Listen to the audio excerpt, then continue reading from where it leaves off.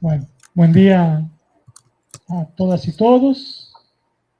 Estamos en la segunda mesa del seminario. ¿Me entienden en español? ¿Sí? Bien. Esta segunda mesa del seminario tiene como tema la presencia brasileña y canadiense en América Latina y el Caribe. Mi nombre es Javier Guibaudi, soy profesor aquí de la Facultad de Economía y de posgrado en Economía de la Universidad Federal Fluminense. La mesa va a estar compuesta por el profesor Jorge Britto, de la Facultad de Economía y de posgrado de Economía de la UFI, ¿sí? De la Universidad Federal Fluminense. Jorge es doctor en Economía por el Instituto de Economía de la Universidad Federal de Río de Janeiro, especialista en Economía y Territorio e Innovación, coordinador del Núcleo de Investigación e Industria, Energía, Territorio e Innovación del posgrado de Economía de la UFI. Él va a ser el primero a presentar. Después, quien va a presentar es el profesor Chalmers la Rose, del Departamento de Ciencia Política de la Universidad de Québec, en Montreal. El profesor Chalmers es especialista en economía política del litio y en dinámicas de integración en América Latina y el Caribe, entre otras tantas especialidades y expertices, ¿sí? Va a ser el segundo expositor. Y el tercer expositor, que está online, ¿sí? Es el profesor Paul Alexander Haslam, de la Escuela de Desarrollo Internacional de la Universidad de Ottawa, ¿sí? El profesor Paul también es especialista en desarrollo internacional, en economía política internacional y en el sector de minería en América Latina, también entre tantas expertices que hoy nos va a compartir. La idea es que cada expositor tenga 20 minutos para presentar en continuo, ¿sí? Después que presentan los tres expositores, abrimos para preguntas y comentarios. ¿Puede ser? ¿Todo bien? Entonces, le voy a pasar la palabra al profesor Jorge Britto, que va a presentar sobre inversiones brasileñas en América Latina y el Caribe. Antes de todo, agradecer muchísimo aquí a la organización, profesor Edison, ¿sí? A la Facultad de Economía, por todo el trabajo, ¿sí? Y claro, a los invitados Chalmers, profesor Jorge y profesor Paul en Ottawa, en la Universidad de Ottawa. Jorge, 20 minutos. Bom dia a todos. Queria agradecer o convite do Edson, um prazer participar. O meu tema seria investimentos brasileiros na América Latina e Caribe. Eu optei, um tema de interesse, não é um tema, digamos assim, principal da minha área de pesquisa, tá? Mas é um tema de interesse. Eu optei por apresentar alguns dados, mas eu acho que eu vou pular a maioria deles, tá certo? E basicamente tentar, digamos, contemplar três dimensões. Tá? Uma primeira, né, é uma espécie, digamos assim, de mapeamento geral dos fluxos de investimento direto estrangeiro, né? A preocupação básica, tá, como a gente está falando, digamos, de investimentos brasileiros no exterior, tá, é ver os fluxos de fora, né, os fluxos da América Latina, no caso do Brasil, para fora do país ou para dentro da região. Tá? Mas antes eu vou falar rapidamente de investimentos diretos em geral, principalmente dos, digamos assim, da entrada, né? Porque uma coisa, de algum modo, está correlacionada à outra, a entradas e saídas de investimento, tá certo? Então, tentar marcar um pouco a posição relativa do Brasil na América Latina, nesses dois fluxos, e depois abordar um pouco, especificamente, a questão da saída de, digamos, de investimentos internos, né, à América Latina, de países da América Latina para os países da América Latina, e o papel do Brasil, tá? E, por fim, abordar um pouco os agentes que participam desse processo, principalmente empresas multinacionais, né? Qual a posição das empresas multinacionais brasileiras dentro desse processo. Tá? Pode passar, tá? Pode avançar bastante. Esse aqui bom, as fontes de informação, tá? Muita coisa do último relatório, acabou de sair, da UNCTAD, que é um relatório anual de investimentos externos, tá certo? Tá, o World Investment Report, né? Todo ano. Aqui você tem um pouco os fluxos de entrada de investimentos da América Latina, há uma certa estabilidade, tá, com a queda no período da pandemia e recuperação posterior. As tabelas seguintes, que depois eu posso disponibilizar, elas, pode avançar, tá? Elas mostram um pouco a distribuição por países, tá certo? Aqui da região da América Latina, no fluxo global, e depois, né, pode avançar, no caso, digamos, dos países latino-americanos, pode ir, pode ser pequeno. Eu vou ficar só em alguns gráficos, tá? Porque as tabelas realmente são difíceis de serem visualizadas. Tá? Pode avançar. Tá? Aqui das entradas, tá certo? Interessa mais o gráfico, digamos assim, da direita, tá certo? Onde você tem, tá, nas barras o fluxo, digamos, a evolução da América Latina no fluxo global digamos, de entradas de investimento direto, e a linha que vai acompanhando, que tem um outro eixo, é a participação, digamos, do Brasil na América Latina, né, nesses fluxos. Então, você observa que existe aí um período, digamos, na década de 90, de queda de participação do Brasil, depois aumento, que vai até 2013, 2015, e depois uma queda e estabilização no período mais recente. Isso em termos, digamos, de fluxo. Quando você olha investimento, você considera fluxo e estoque. Pode passar. Tá? O outro é de estoque. Tá? Tá? A mesma coisa, né? Tem um gráfico da esquerda de número índice, mas o que importa mais é o gráfico da direita. Tá? Também a América Latina, participação, né, no estoque global, ela é relativamente estável, mas com a leve tendência à queda, né, a partir de 2013, 2014. Tá?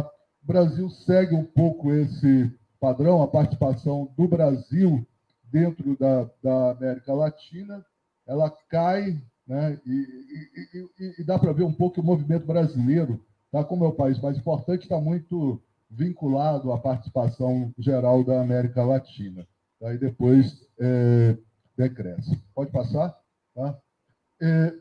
Esses são uma outra fonte de dados que pode ser utilizada para discutir fluxo de investimentos, são os dados mais financeiros, digamos assim, né, do Banco Central, tá certo? Os casos do Banco Central brasileiro. Tá? O que você observa aí também, tá? Digamos, é uma evolução de fluxo estoque, de investimentos diretos, também um período, digamos assim, de crescimento e depois decréscimo, tá certo? Tá? Do fluxo, uma leve recuperação nos últimos anos, a partir de 2000 digamos assim, pós-pandemia, digamos assim. Tá certo? Tá? Pode passar. Tá? O Banco, digamos, o Banco Central também apresenta aí uma lista, digamos, dos maiores, né, países em termos, digamos, de participação no fluxo e no estoque. Tá? Destaque, né, pode passar? Tá? O estoque, tá certo? Estados Unidos, Espanha, tá? França, Reino Unido, China, pela ordem, Bélgica, Alemanha, Luxemburgo, Japão, tá? Suíça e Canadá são os maiores, né? Os maiores responsáveis por fluxo. Bom, isso, né, em termos de de entrada, mas nos interessa mais o fluxo de saída, né? Na medida que a gente está querendo discutir investimentos do Brasil no exterior. Tá? Pode passar. Tá? Então, você tem aqui o fluxo de saída. Tá? Pode passar aqui também dos dados da UNCTAD. O fluxo de saída já revela uma maior instabilidade, tá certo? Tá? Apesar de uma recuperação num período mais recente. Tá? Mas, nesse caso, o Brasil, pode passar, também se destaca, né, obviamente, como principal ponto, né, de emissão, né, de fluxos de investimento direto no exterior, tá certo? Aí pode passar, tá? Tem uma participação, né, digamos, dos países latino-americanos na emissão, né, do estoque de investimentos, tá certo? De saída, né, de investimentos, basicamente Brasil, México e Chile, tá? São os três principais, digamos, pontos de saída. O Brasil mantém, digamos, o domínio, se destacam mais, tá? Apesar do crescimento do Chile no período mais recente, tá certo? Tá? Né? E isso vai se refletir um pouco também quando a gente olha o perfil, digamos, das principais empresas multinacionais latino-americanas. Pode passar, tá? Aqui também esses movimentos, né, de fluxos de investimento direto estão muito associados a operações de... Bom, existem duas, né? A literatura distingue duas alternativas, basicamente investimento em novas plantas, novas unidades, chamado Greenfield, né? Tá? E o investimento na forma de aquisição, de fusões e aquisições. Aqui tem algumas fusões e aquisições recentes, tá? Destaque o Brasil, alguns casos interessantes no setor farmacêutico, né? E, né, da JBS, tá certo? Na aquisição da área agroalimentar. Pode passar, tá? Aqui também você tem os dados, tá certo? Da UNCTAD, importa de novo ali digamos assim, o gráfico mais da direita, a participação da América Latina, tá? Nos fluxos internacionais e a participação do Brasil. Já tem um ano lá que teve um problema de contabilização, esse dado do ano, essa queda pronunciada é um problema de informação daquele ano, tá certo? Tá? E, obviamente, não tem informação do Brasil, impacta diretamente no conjunto da América Latina, mas o que você observa é que tem uma tendência de queda do Brasil e depois de estabilização da participação brasileira, tá certo? Tá? Em termos de estoque, tá certo? Tá? Ao mesmo tempo, tá? Dada essa estabilização da participação brasileira, a América Latina tem um movimento de crescimento e depois de estabilização, o que se explica pelo crescimento de outros países, tá certo? De emissões de investimento direto de outros países latino-americanos, além do Brasil, basicamente México e Chile, tá certo? Tá? Bom, tá? Aqui, pode passar, tá? Você tem, tá, digamos assim, isso se reflete um pouco, né, no número de projetos Greenfield, né, projetos de expansão de capacidade anunciados, tá certo? Ali também você observa a estabilização do Brasil, mas o aumento da participação latino-americana, tá, no período mais recente, tá? Em termos de números, pode passar, tá? No caso de valor, tá? Também essa estabilização, mas acontece que no caso do valor, a participação latino-americana, ela mais ou menos está estável, tá certo? Tá? Bom, isso são projetos Greenfield por origem, né? Países que anunciaram esses projetos. Tá? Né? Existem também informações da UNCTAD, pode passar, pelo destino desses projetos. Tá certo? Aí você... Isso, né? Esse também tem uma queda brasileira e um aumento um pouco da participação latino-americana, tá certo? Em termos de número, mas em termos de valor, tá certo? O Brasil, tá? Pode passar, tá? Pode passar? Mudou? É isso. Em termos de valor, a participação brasileira como destino até aumenta. Quer dizer, o Brasil reduz como origem, mas até aumenta como destino. Ou seja, tem alguns países latino-americanos fazendo investimentos, né, no Brasil.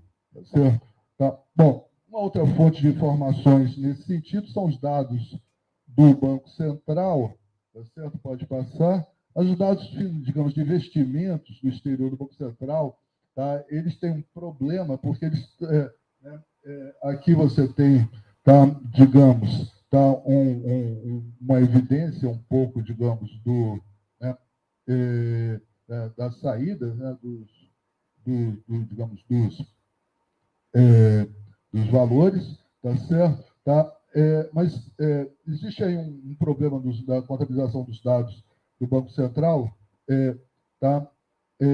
Que é a questão dos paraísos fiscais, né? Na verdade, esses dados, basicamente, do Banco Central, eles contabilizam os locais de saída, né? Tem uma parada, em geral, em paraísos fiscais, né? Caimã, Ilhas Virgens e tal. Então, quando você, pode passar, quando você olha, tá, a origem das saídas, tá certo? Tanto em termos de fluxo, né, que esse aí, pode passar, tá?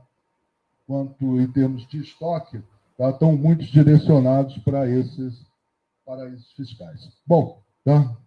Pode passar? Mais uma dos paraísos, tá? Pode seguir, tá? Bom, a partir daí, tá? Vou tentar falar um pouquinho, né, de uma outra fonte de dados que ela é muito interessante, é um relatório, né, anual que é produzido por um órgão em conjunto com o Santander e um órgão de comércio exterior da Espanha, tá certo? Que eles fazem periodicamente uma espécie de levantamento de investimentos externos na América Latina. Eles chamam Global Latam, tá certo? Esse anuário sai anualmente, né? O último é 2022, e tem algumas informações interessantes sobre esses fluxos. Aqui, né, primeiro, a ideia do investimento direto, né, dos países da América Latina. Tá? Existe claramente um drive, né, um movimento de crescimento no período mais recente, tá certo? Tá? Né? Bom, tá? Aqui no outro, passando o gráfico, tá certo? Tá? Os países, o mesmo movimento, mas repartido por países. Tá? O Brasil é a cor, o vermelho mais escuro, né? Tá certo? Predomina, tá certo? Seguido pelo, né, México e Chile, como eu falei. Mas tem um certo movimento de crescimento mais recente, tá? Que aparece no gráfico. Tá certo? Bom, tá? Aqui, pode seguir, tá? Também o peso desses investimentos externos, né, emitidos por países latino-americanos, tá? O peso, digamos, da dinâmica do fluxo intra-regional é significativo, né? Tá mais ou menos, digamos assim, tá em termos de 60%, 60%, né? Tá certo? Tá? Né? Pode passar, tá? Tem algumas informações também, né, desse relatório sobre os países de origem, tá, dos fluxos, tá certo? O Brasil, tá, na verdade, ele teve uma queda bem pronunciada, tá? Ainda é o maior, né? Tá certo? Mas teve uma queda bem pronunciada entre 2018 e 2021, tá certo? Com crescimento posterior, quer dizer, um período. Desculpe, esse gráfico tem 3 barrinhas, né? 3 períodos e o conjunto digamos, 2000 e 2021. Tá? Entre 2000 e 2021, o Brasil predomina, mas ele tem uma queda grande no último período, é suplantado nesse último período, tanto pelo México quanto pelo Chile, tá certo? Então, houve um relativo atraso. Tá? Né? Como pode passar, tá? como fluxo, como local de destino desses investimentos intra-regionais, tá? O Brasil continua bem na frente, tá certo? Tá?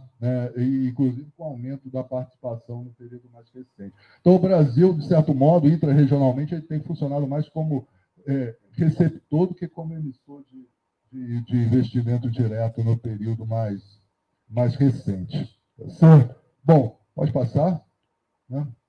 Greenfield, alguns projetos, né? É interessante porque, apesar, digamos, o Brasil ter, digamos, até reduzido um pouco a participação em termos, digamos, de investimento em geral, né, que envolve movimentos de fusões e aquisições, no Greenfield, nas novas unidades, o Brasil ainda tem um destaque grande em relação aos outros países latino-americanos. Tá certo? Aí isso é um fluxo, tá? Tem uma tabela também do relatório, tá? Digamos, sobre os investimentos, tá certo? O estoque de investimentos em 2022, pode passar, tá? Que destaca o caso brasileiro. Tem algumas informações aí mais qualitativas do relatório, tá, sobre investimentos greenfield. O papel do Brasil dá também um certo crescimento, né, dos investimentos em áreas mais associadas a tecnologias de informação. Tá? Pode passar? Né? Mas eu vou entrar direto na questão das multinacionais, vai ficar meio apertado. Né? Bom, né? Pode passar? Tá? Panorama das multinacionais brasileiras. Tá? A UNCTAD, ela faz um relatório, um levantamento periódico, né, digamos assim, 100 maiores empresas multinacionais de países em desenvolvimento. Obviamente, o número das chinesas é muito grande. Né? Pode passar. Tá? No caso dessas maiores latino-americanas, tá certo? Tá? Vale JBS, né? Então, são os brasileiros, tá certo? É um índice, digamos, de vendas no exterior, dá uma composição de vendas, ativos e emprego, que gera um índice geral de transnacionalização. Tá? Bom, pode passar. Tá? Outra, digamos, outra fonte interessante para ser analisada um pouco nessa perspectiva comparativa, tá certo? Tá? Digamos, é um relatório, né, periodicamente também elaborado, é um meio, digamos, empresa de consultoria, meio de assessoria financeira, que é a American Economia, né, que ela faz um levantamento periódico que ela chama, e que é um termo que mais ou menos se difundiu, né, das chamadas multilatinas, né, das empresas multinacionais latino-americanas. Tá certo? Tá? Pode, volta um pouquinho. Tá? Caramba, acho que isso aí saiu errado. Só parou. Bom, eu acho que volte. Os outros ficaram. Eu vi que ficou prejudicado quando eu colei lá na transparência. Mas, de qualquer modo, esse relatório, tá, que era referente até 2015, tá, mostra uma certa, digamos assim, distribuição, predomínio mexicano, tá certo? O Brasil em segundo, tá? E o Chile em terceiro. Né? O último relatório, que tinha uns dados aí que nós ficaram, colaram errados, o último relatório de 2021, pode passar? Tá? Né? Ele não vai, porque ficou meio... Pode passar. Né?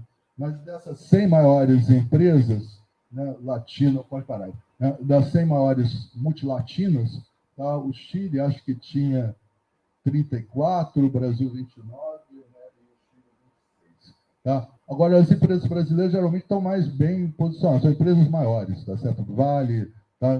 Vale, depois, em geral, JBS, as mexicanas, Cemex, tá? E as empresas, digamos assim, tá? Com um problema, tá certo? Quando você olha retrospectivamente digamos, esse quadro, tá certo? Tá? E isso vai aparecer também uma outra fonte de informações importante, tá certo? Tá? Que é levantamento, né, de empresas multinacionais brasileiras atuantes no exterior, que é realizado periodicamente pela Fundação Dom Cabral, tá? Uma empresa que ela chama Ranking de Multinacionais Brasileiras, tá certo? Tá? Aqui você aparece, tá? Esse ranking já tem 13 edições, teve uma certa interrupção durante a pandemia, tá? Mas ele voltou em 2021, tá? E aqui você observa as empresas que aparecem digamos, em todos os anos, ou no número maior de anos do ranking. Tem um problema dos últimos anos, tá? Que foi a perda, a saída, de certo modo, das empresas de engenharia pesada, tá? Que elas tinham um peso muito grande, tá certo? Da atuação do Brasil no exterior, inclusive no plano regional, tá certo? E essas empresas, bom, por uma série de problemas, né, que vocês sabem, tá? Muitas delas tiveram que interromper suas atividades no exterior. Isso, de certo modo, até explica um pouco essa perda de posição do Brasil, né, no período mais recente. Tá certo? Aqui tem um mapa, pode passar, tá? Da posição relativa. Né? Você observa cores mais intensas em toda a América Latina, e, obviamente, o país onde tem mais bases de empresas brasileiras atuando no exterior é os Estados Unidos, né? De razões. Essas bases não necessariamente são plantas, podem ser o relatório lá da Fundação do Cabral, considera também escritórios de representação, tá? Então, tem que ser visto com certo cuidado, mas, de qualquer modo, pode passar, tá certo? Tá? Pode passar. Tá? Quando você olha aqui o grau, digamos, de internacionalização, tá? Estados Unidos, Argentina, México, Colômbia, certo? Chile, Peru, quer dizer, a importância lá digamos, da América Latina, tá? Ela continua muito relevante, tanto no quadro, quando você olha, né, digamos assim, as informações do último ranking, quanto quando as empresas, pode passar, quando as empresas informam as perspectivas de atuação futura em novos mercados. Tá? Também aí entra Estados Unidos, o Uruguai, aí com destaque, né? O Uruguai tem alguns tipos de, né, benefícios, né, financeiros de atuação, tá certo? Tá? Portugal, Colômbia, como os principais pontos de interesse de saída. Né? Obviamente, o último, pode passar? Né? Então, são, digamos, né, isso reforça um pouco do apoio das políticas públicas, né, ao processo de internacionalização dessas empresas. Tá? Bom, tá? A Fundação Dom Cabral ela até investiga um pouco esses fatores que foram mais importantes para a internacionalização, tá? Mas nos últimos anos do ranking isso não tem sido divulgado, isso é um pouco mais antigas, tá? Mas, de certo modo, os elementos, né, mais importantes apontados pelas empresas são financiamentos, política comercial, né, tá certo? E apoio meio, digamos assim, em negociações bilaterais, pontos que foram tratados no seminário anterior. É isso, tá certo? Pode passar? Final, tá? Eu fico à disposição para depois para o debate. Muito obrigado.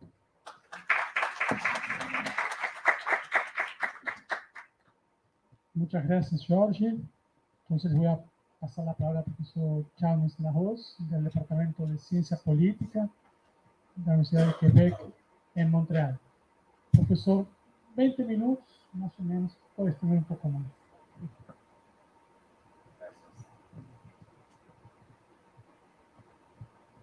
Bonjour tout le monde. J'espère est-ce que tout le monde comprend le français plus ou moins? Bon, écoutez, je vais faire mon mieux, mais s'il y a des questions, je pourrais toujours répondre en portugais. OK? Voilà. Ce que je veux faire ce matin, c'est vraiment quelques réflexions sur une thématique qui est très, très importante, à la fois pour l'Amérique latine, mais aussi pour le monde. Ces réflexions-là s'inscrivent et interviennent aussi dans un contexte de grande mutation à l'échelle internationale. Comme vous le savez, il y a un processus de transition écologique qui se pose. Et ce processus de transition écologique fait appel à une grande demande pour des minéraux critiques. Et de ces minéraux critiques-là, il arrive que dans notre région, qui est l'Amérique latine, il y a le lithium qui est issu de notre terre.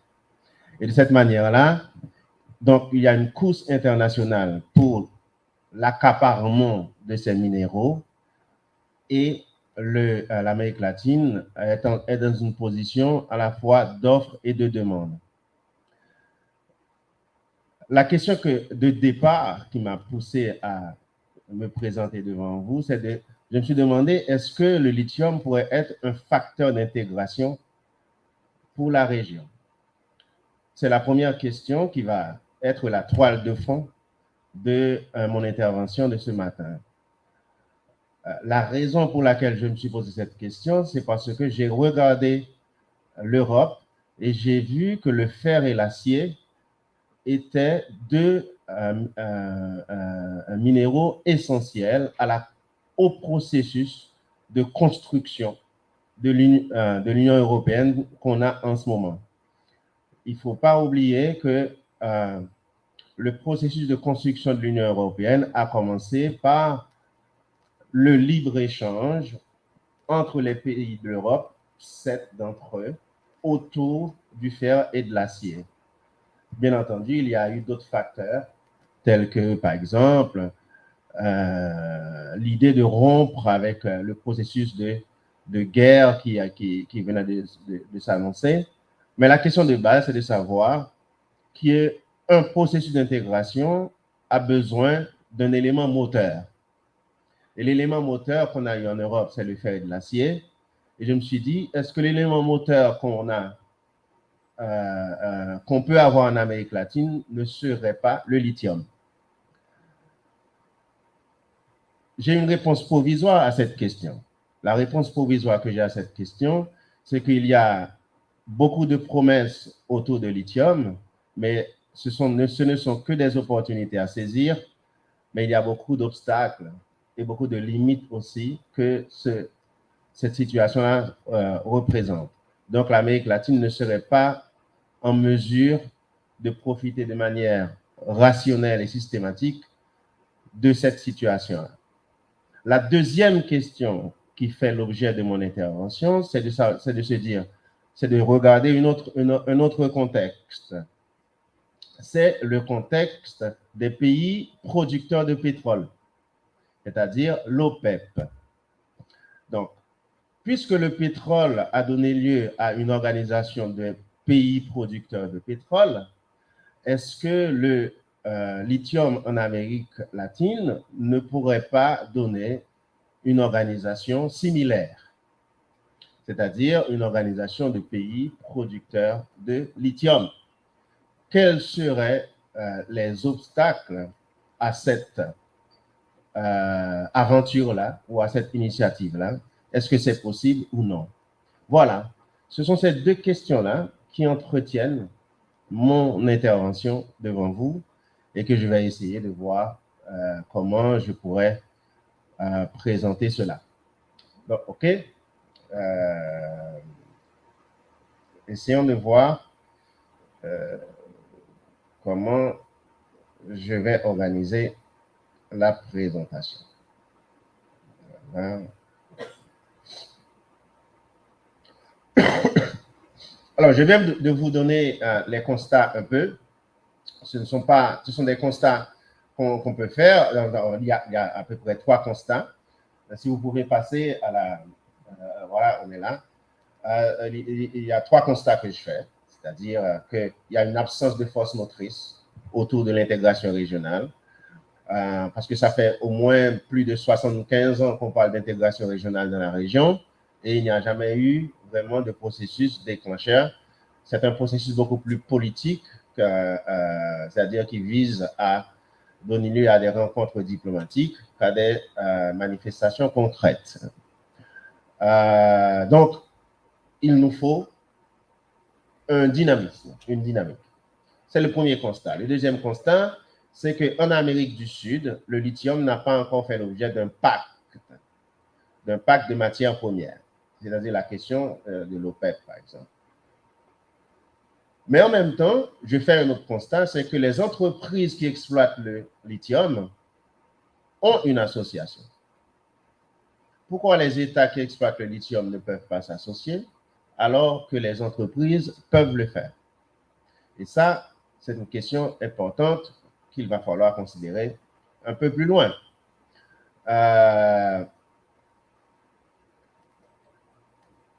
J'ai posé la question de l'enjeu stratégique du lithium. Vous pouvez,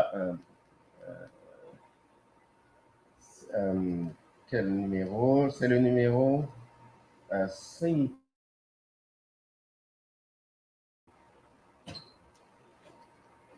Donc, le lithium, c'est une source de rivalité dans les relations internationales aujourd'hui, une source de tension, parce que cela entretient ce qu'on pourrait appeler la lutte pour le contrôle du monde. Il y a une rivalité américano-chinoise qui se pose autour de ce qu'on pourrait appeler la maîtrise technologique. Et les technologies du futur ne peuvent pas se comprendre sans l'apport de minéraux critiques, tels que le cobalt, tels que le lithium, tels que l'hydrogène vert, un ensemble de questions comme cela. Donc, cette transition écologique qui donne lieu à une nouvelle rivalité stratégique dans le monde se manifeste dans notre région.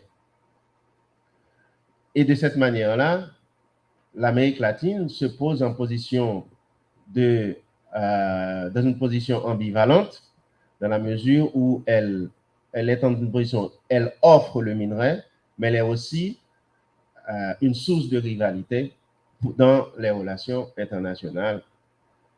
Donc, la dextérité diplomatique des dirigeants latino-américains devrait leur donner la possibilité de jouer sur ces contradictions à l'échelle internationale, mais c'est aussi sur cette maîtrise d'une ressource rare dans le monde. Et c'est ça qui est à considérer ici. Si vous regardez ici la demande pour le lithium,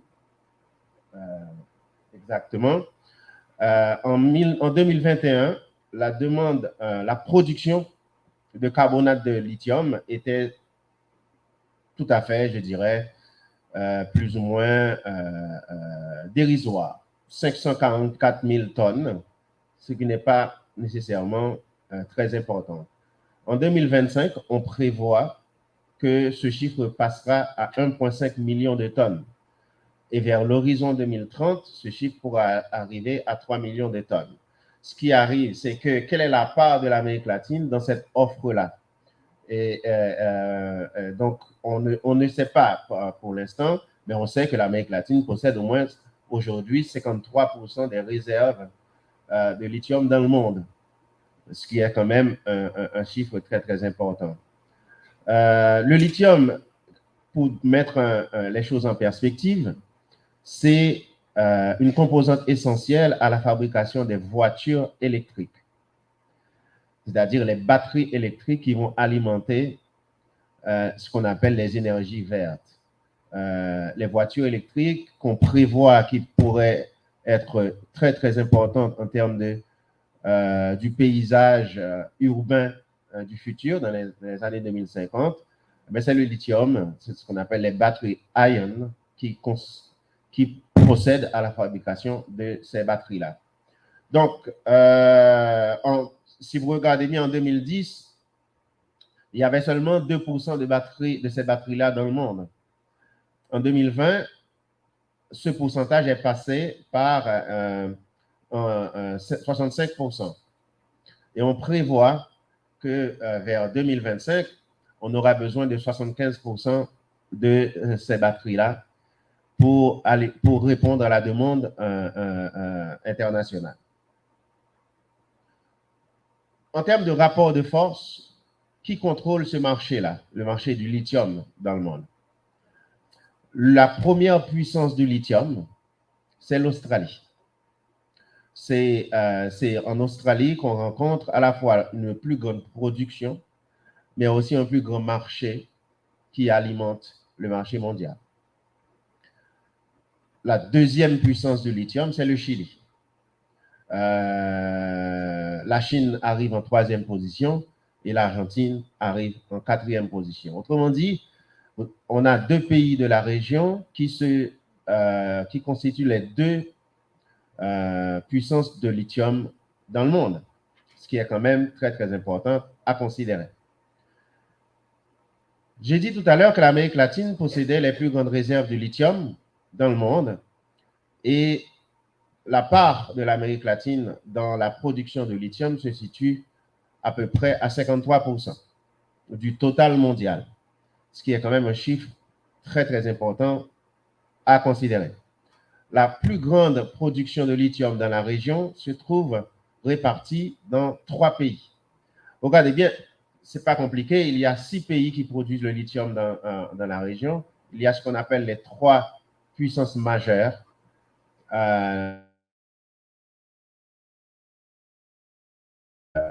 Par ordre, le Chili, l'Argentine et la Bolivie. Et il y a 3 pays mineurs qui sont le Brésil, le Mexique et le Pérou. Donc, et je reviendrai sur la part et la place de ces pays-là dans ce qu'on pourrait appeler l'écosystème du lithium dans la région. Pour le tableau, c'est exactement ça. Ce tableau nous donne un portrait de la répartition de la production dans le monde. Comme vous le voyez, l'Australie est en tête de liste. Le Chili vient après en termes de production. La Chine, l'Argentine, le Brésil à un certain niveau et le Zimbabwe, le Portugal.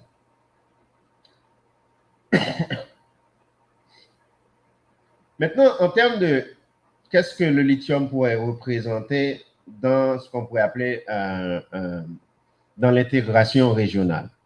Si vous regardez bien la position des pays,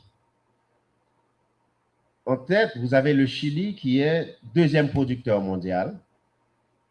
Il y a deux entreprises qui produisent le lithium au Chili. C'est une société chilienne qui s'appelle la Société Quimera y Mineral, la SQM, et une société américaine qui s'appelle Albemarle Limited. Ce sont ces deux producteurs du lithium au Chili. Alors, la manière dont le Chili organise sa production lui est particulière. Vous savez que le gouvernement Boric vient de proposer une loi au Congrès qui va faire du lithium non seulement une ressource stratégique, mais aussi qui va nationaliser le lithium. Ça ne va pas nécessairement l'étatiser, mais ça va le nationaliser. Ça va faire, c'est-à-dire, ça va augmenter le contrôle de l'État sur cette ressource, mais ça va aussi augmenter la part de l'État sur cette ressource. En même temps, le Chili va renégocier ses contrats avec les entreprises étrangères. Donc, en ce qui concerne l'Argentine, qui est une puissance montante du lithium dans la région, l'Argentine garde à peu près plus de 20% des réserves de lithium. La plupart du lithium argentin se trouve dans le nord, dans le désert, dans ce qu'on pourrait appeler Catamarca, du côté de Jujuy et aussi du côté de Salta. C'est dans cette région-là que se trouve le lithium dans la région. L'Argentine a aussi la 3e plus grande quantité de réserves de lithium commercialement viables. Et c'est ça qui donne à l'Argentine une position de force importante, étant donné que la production chilienne tend à diminuer. Autrement dit, on serait tenté de dire que les intérêts chiliens et les intérêts argentins ne se concordent pas. Il n'y a pas de convergence en termes d'intérêts entre les deux, ce qui limite un peu le processus d'intégration régionale en termes. L'exploitation du lithium en Argentine se fait majoritairement par des investissements chinois, alors qu'au Chili, c'est beaucoup plus l'investissement américain. Donc, les Chinois ont investi à peu près plus de 3 milliards de dollars dans la production et gardent un peu l'initiative dans ce domaine. Ensuite, il y a la Bolivie. La Bolivie a un processus davantage d'étatisation de son lithium. Il y a une société d'État qui non seulement supervise, administre, commercialise, mais en même temps exploite le lithium. Les plus grands investisseurs là-bas, c'est la Chine et la Russie. Et aussi, c'est les plus grands acheteurs de ce lithium bolivien, qui est un lithium très, très important, de très grande qualité et aussi de très grande quantité.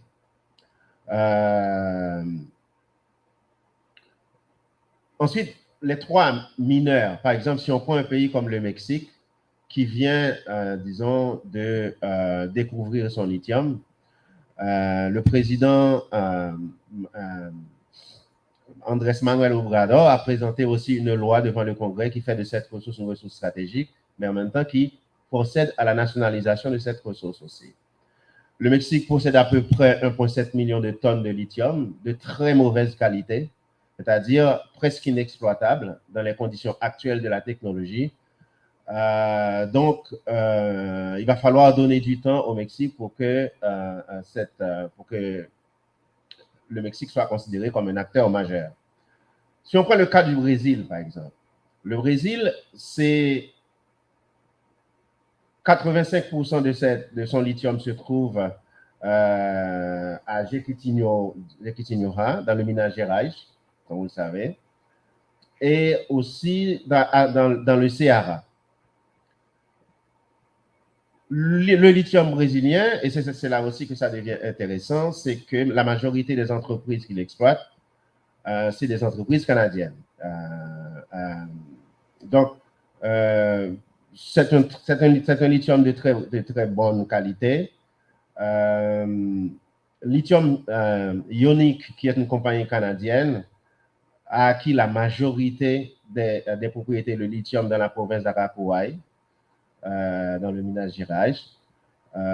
Donc, il y a une grande part des investissements canadiens dans le lithium brésilien, ce qui pourrait être abordé par Paul Haslam un peu plus tard dans son intervention. Le Pérou, c'est un tard venu dans le lithium, c'est très très récent, et c'est aussi une compagnie canadienne qui a découvert le lithium au Pérou. C'est une compagnie canadienne qui s'appelle Plateau Énergie, qui a découvert le gisement à Puno en 2018. Ce qui donne à cette entreprise canadienne aussi une très grande présence dans le lithium péruvien. Alors,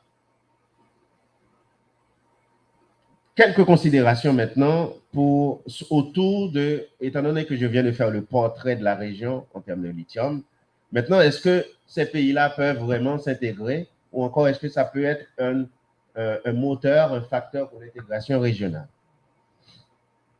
Donc, il y a des problèmes. Le problème, c'est que l'extraction minière est réalisée dans le pays et en Australie.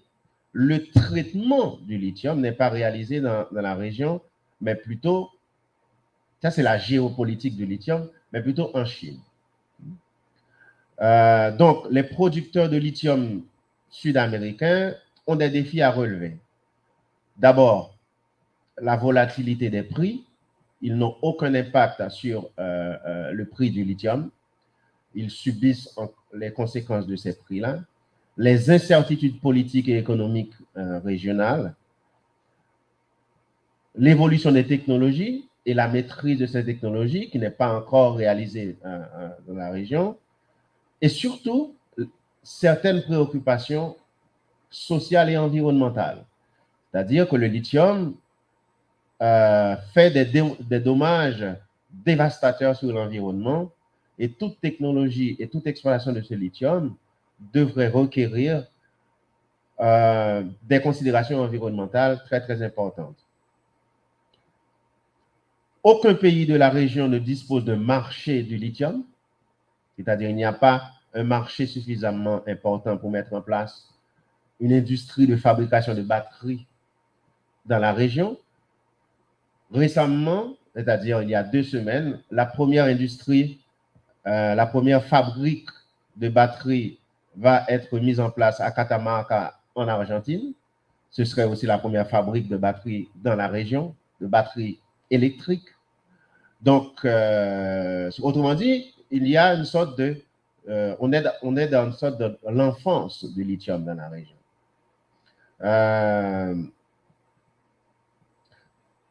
En ce qui concerne la possibilité d'un cartel du lithium, la possibilité d'un cartel du lithium fait face à 4 obstacles, selon moi.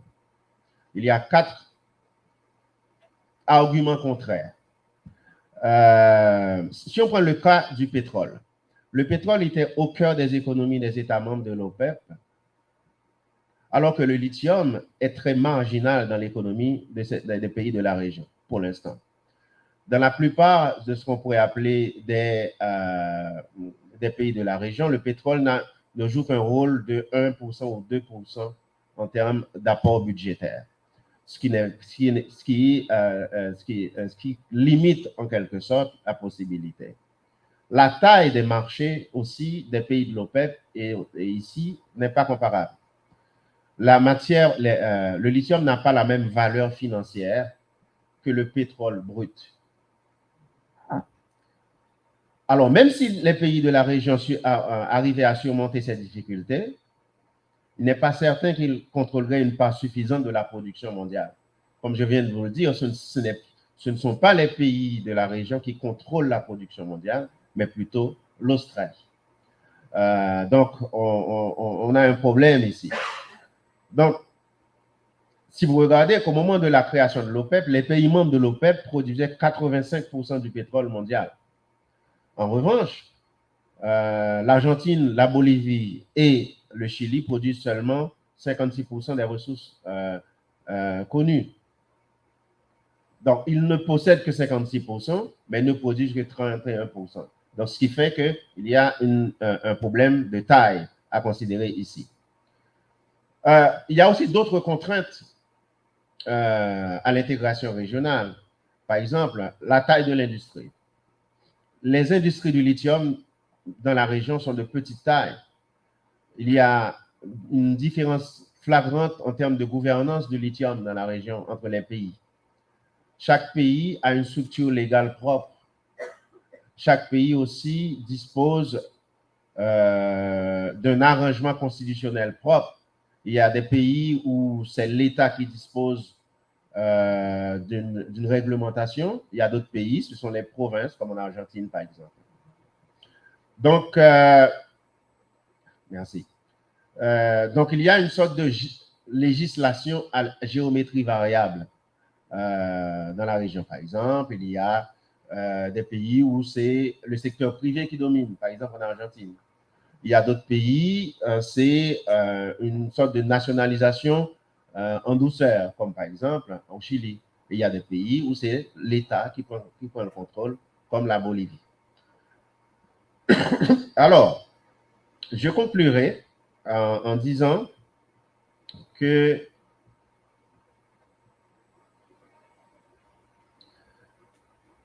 en dépit de tout cela, le lithium offre une fenêtre d'opportunité à la région. Je crois que la région, les pays de la région devraient saisir ce momentum-là pour essayer de jeter la base d'une sorte d'association régionale autour d'une ressource déterminée, ce qui a été le cas en Europe. Okay? Ils doivent commencer aussi accélérer le rythme de l'exploitation de cette ressource. Ils doivent aussi chercher à développer une industrie de véhicules électriques, une industrie de batteries électriques. Donc, le lithium pourrait participer à la réindustrialisation de la région. Le lithium aussi pourrait accélérer ce qu'on appelle et contribuer aussi à mettre en valeur les besoins d'innovation de cette région-là, développer les compétences humaines et technologiques à ce sujet. Au plan environnemental, pour terminer, il faut des régulations beaucoup plus strictes pour protéger les populations, les Premières Nations, les populations indigènes, mais aussi pour limiter les dommages sur l'environnement. Les innovations technologiques devraient aller dans ce sens. Il faut aussi améliorer la gouvernance globale, sociale et environnementale pour qu'il y ait une plus grande participation des sociétés civiles régionales à la prise de décision autour de cette ressource. Merci.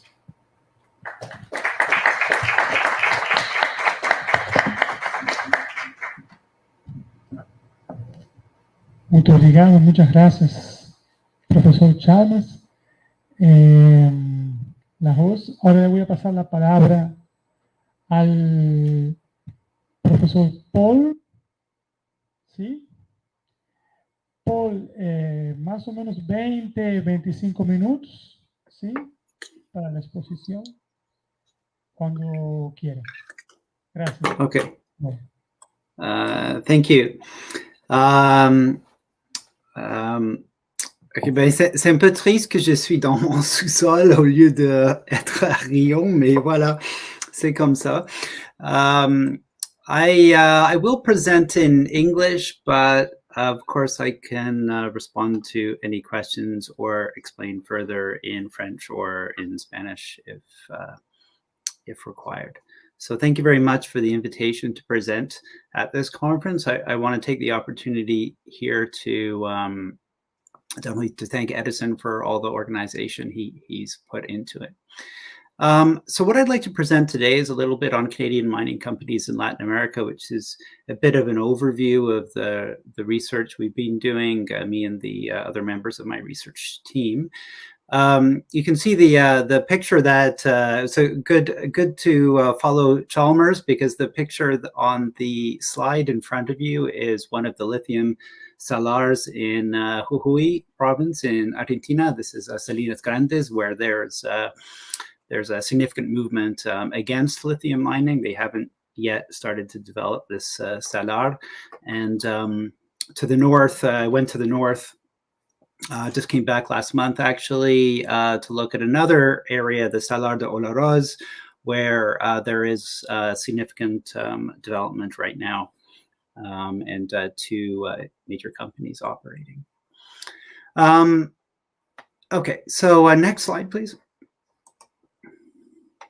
So speaking generally about my research then, I've been interested in the connection between mining and social conflict in Latin America more generally.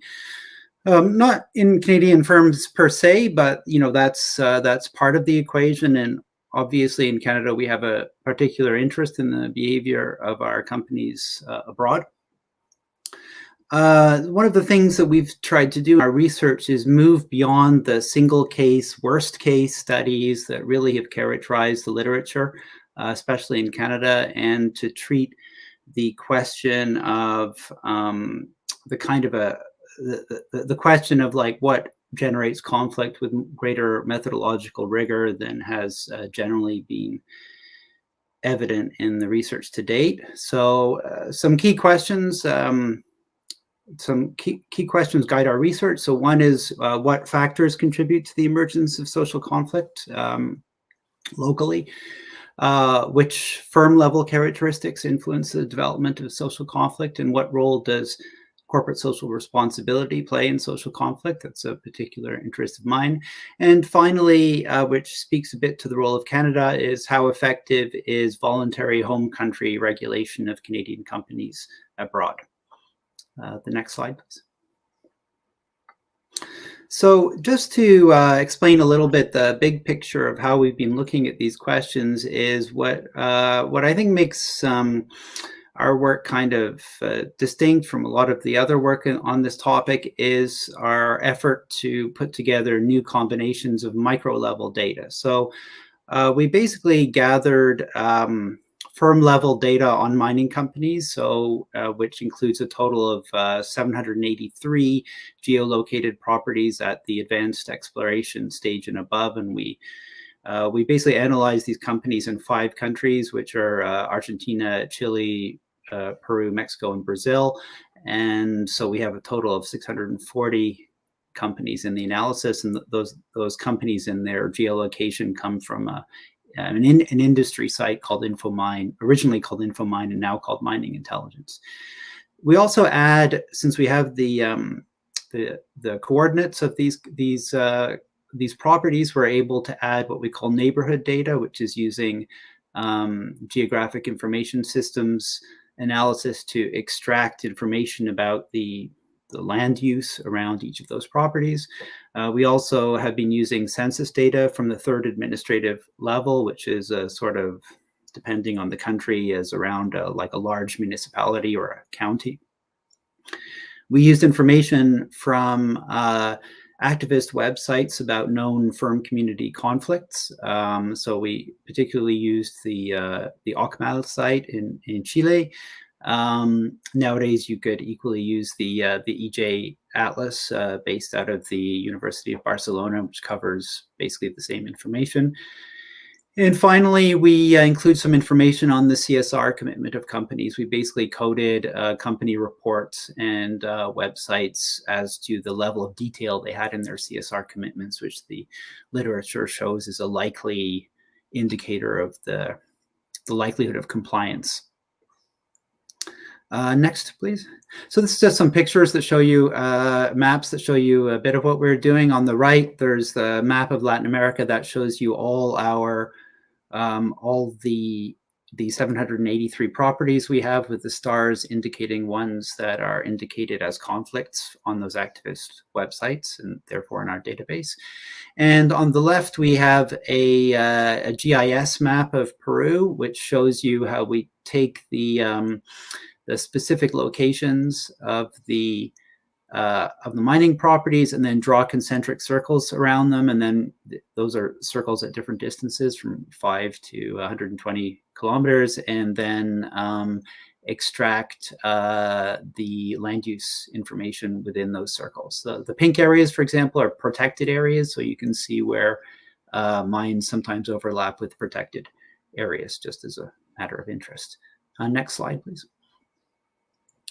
So in order to understand social conflict in mining, we basically worked with 2 main hypotheses that come from the qualitative literature, which is one, that there are socio-environmental causes of conflict that are basically related to the way that mining can threaten people's likelihood of being able to engage in agricultural livelihoods.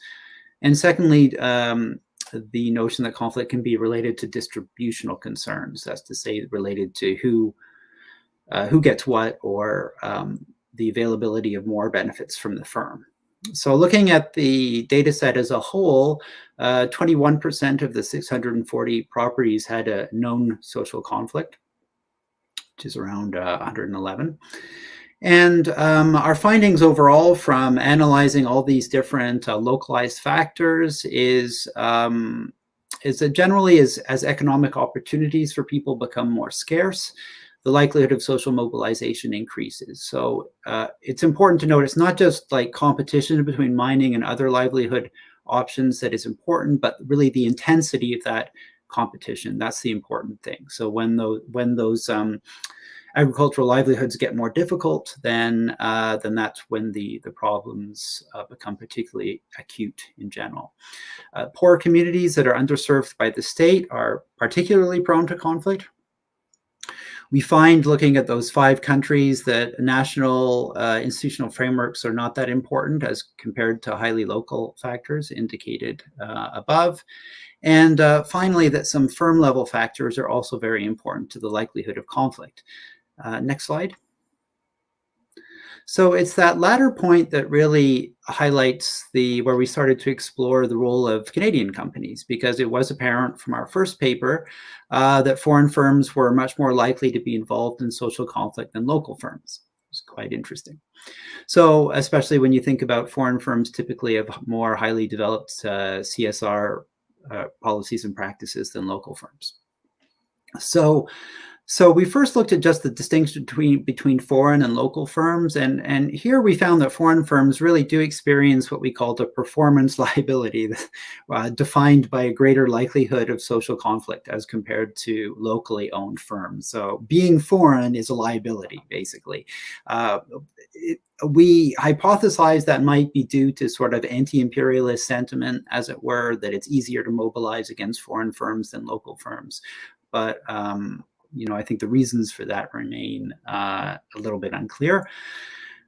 We interacted some of our distributional variables, such as poverty rates, with livelihood variables, which including sort of how intensively the land is cultivated or overlap with parkland, separately for both local and foreign firms. And we found that both foreign and local firms, social conflict increases when we have increased agricultural scarcity. So in a sense, the livelihoods problem tends to cause conflict both in local and foreign firms, but only foreign firms have a problem with this overlap with parkland. So when foreign firms seem to influence protected areas, this is particularly a problem for social conflict for foreign firms. We also noticed that distributional pressures seem to be worse for foreign firms. That's to say, in context of poverty, foreign firms are much more likely to have the problem of conflict than local firms. So local firms seem to be able to manage poor contexts better than foreign firms most of the time. Next slide, please. So what about Canadian firms? So at first we distinguished between foreign and local firms, and then we split our sample of foreign firms into Canadian firms and non-Canadian foreign firms. We couldn't split them into more nationalities than that because of the problem of getting increasingly small numbers, like if we separated out like Australian or Swiss firms, for example. So looking at this difference, so the case study literature, especially coming from Canada, for those of us from Canada will know is that there's an intense civil society criticism of the behavior of Canadian firms in Latin America. Generally, the argument of the qualitative literature has been that there's so there's a lot of conflict between firms and Canadian firms and communities. The argument that the Canadian government is complicit in that kind of conflict by supporting Canadian firms abroad.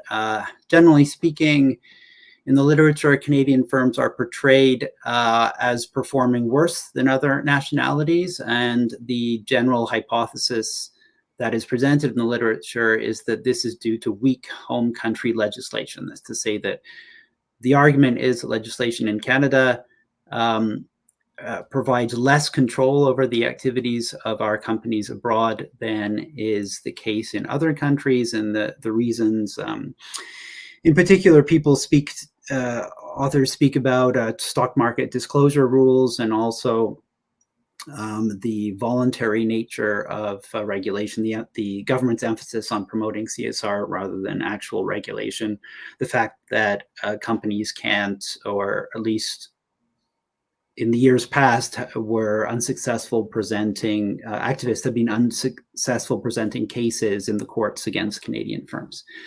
But generally speaking, the argument is that the host country legislation, so legislation and regulation of companies in Canada, in the exterior of the country is weak. And not only that, weaker than other countries. And this leads to conflict involving Canadian firms that is worse than the conflict involving the firms of other countries.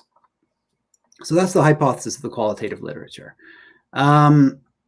So our research into this is a bit different because we use that database I talked about earlier. And other approaches in the qualitative literature is basically being focused on what I would call counting up the problems of Canadian firms, like basically going through a list of properties that have problems and making a list of them. So what that means is that other studies have not generally controlled for other possible causes or accounted for the whole universe of possible conflicts, because you just can't count the positive cases. You have to also consider which the cases of, let's say, Canadian firms operating in communities where there is no conflict, and also non-Canadian firms operating in communities where there is either conflict or no conflict. So you need to have some kind of understanding of the null cases and possible confounding factors. So what we're able to do with our database is to contextualize the problems of all nationalities in a larger universe of firms. And this gets away from what methodologists call the problem of selection on the dependent variable, because we include non-conflict cases and non-Canadian firms. So the statistical analysis thus allows us to assess a potentially causal variable, that is Canadian ownership, against a large range of alternative causal variables, right? So again, as an example of this like counting up problem, you can think of this. There was a report leaked in 2007, that's often cited by activist scholars, which basically identified 34% of conflicts as being associated with Canadian firms, which was 3 times higher than the next nationality of firms, which was Australian firms. So that's often cited as a argument for Canadian firms being worse than other nationalities. But also that same report, in fact, suggested that 75% of the firms operating in the region, or actually I think it was globally, sorry, 75% of the firms operating globally were Canadian. So if you take 34% of the conflicts and 75% of the firms, it actually means that on a proportionate basis, Canadian firms are less involved in conflict. And our study, which was much more sophisticated than this CCRSC report, essentially came to similar conclusions, right? We find strong evidence for a difference between local and foreign firms, with the latter being much more associated with social conflict and mining properties, as I already mentioned.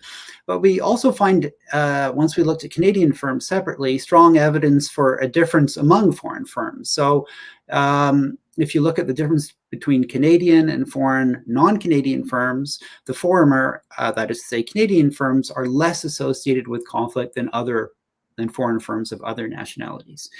So these findings are extremely robust across different specifications and even variations in the sample. We did some robustness tests there. So we come out of this statistical analysis. It looks like local and Canadian firms seem to do better, especially in those poor communities. So in managing distributive pressures associated with poverty in communities. Could we go forward a slide? And one more slide. Yeah, great. So these are the results. I just think it's interesting to have some actual concrete numbers here. So the first little chart there is the probability of a conflict comparing local versus foreign. And there you see the huge difference, right? That foreign firms have 24% chance of conflict, and local firms have a 5 to 7% chance of conflict. So that's a huge difference. And you can ignore the column on the right-hand side. This is just a robustness test. We had manipulated our sample a little bit, so we did it with an unmanipulated sample as well, and it basically confirms the results. And then the table below shows local versus Canadian versus foreign non-Canadian firms. And here we have local firms, again, a 5 to 7% chance of conflict. Canadian firms have around a 21% chance of conflict, and for non-Canadian foreign firms, a 28% chance of conflict. Next slide. So this analysis shows a clear country of origin effect, which is extremely robust across specifications and even sample variation. The bottom line is that local firms perform a lot better in terms of being less associated with social conflict than foreign firms.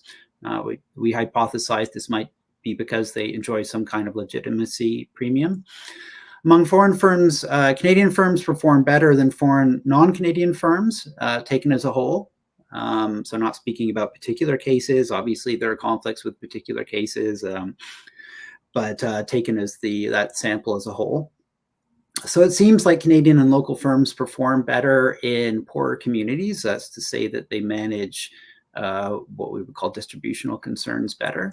Quite interestingly, we think that these findings cast doubt on Canadian civil society arguments that weak home country regulation in Canada is a cause of worse performance by Canadian firms, because basically, fundamentally, Canadian firms don't perform worse than non-Canadian foreign firms. I mean, the evidence suggests that if there is a home country effect at all, that the home country context actually contributes in some way to better performance of Canadian firms than foreign firms.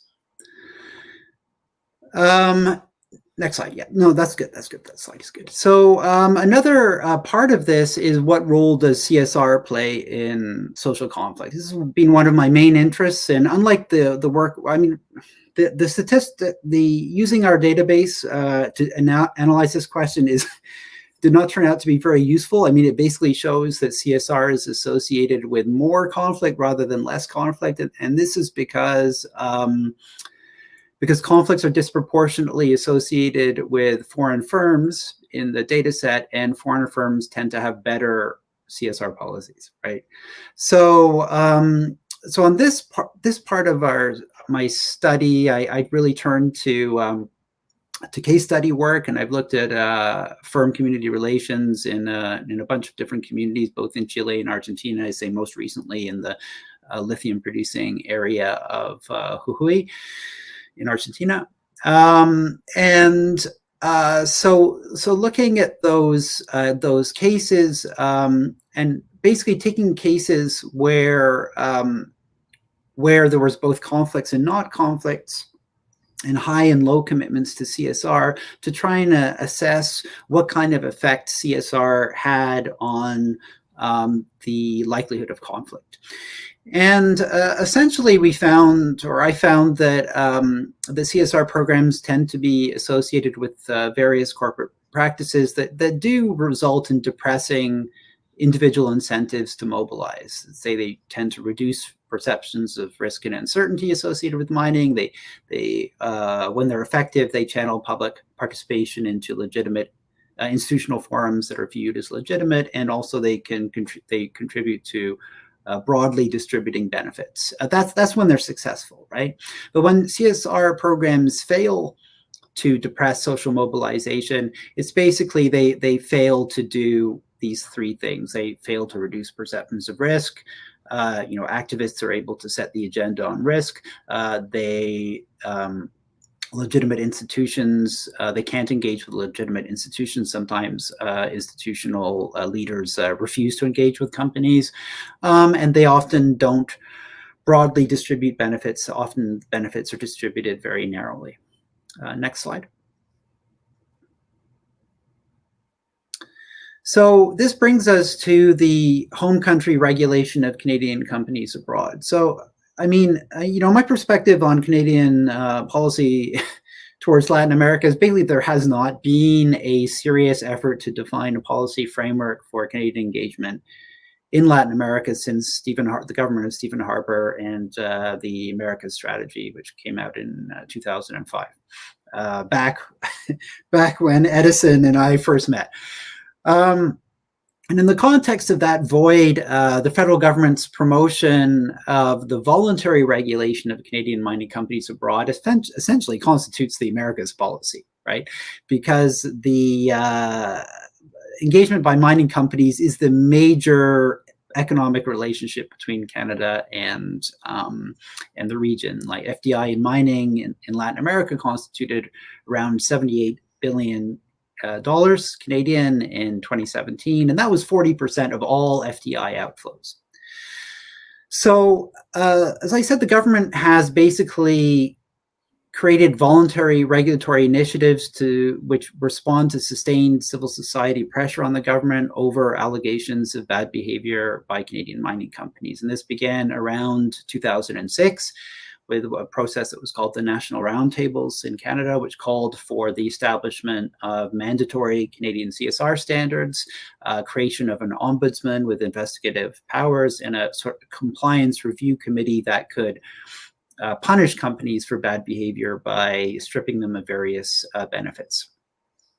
Overall, civil society organizations in Canada continue to push for extraterritorial regulation. That's to say, regulation of Canadian companies operating abroad, but regulation, not self-regulatory CSR. And generally, as I mentioned before, their claim, although the evidence for that, as I mentioned, is not that strong, but the claim is that the problem is an ultra-permissive home country regulatory regime that facilitates bad behavior by companies abroad.